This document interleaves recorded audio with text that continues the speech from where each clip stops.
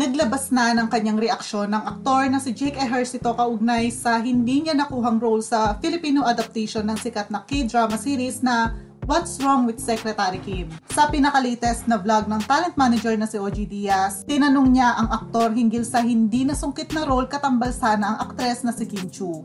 Saad ni Jake Kut, maraming naging usap-usapan about it.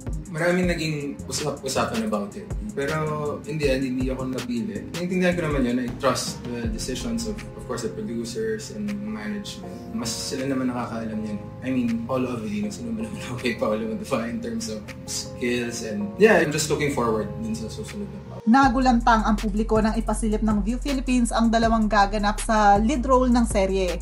Hindi kasi si Jake ang inilabas kundi si Paolo na akala nila swak sa tambalang kay Kim. Matapos nga ito, agad na nag-trending si Jake sa X na pinag-usapan at sinabihan pang nagtampo ito na hindi nasungkit ang role sa nasabing proyekto.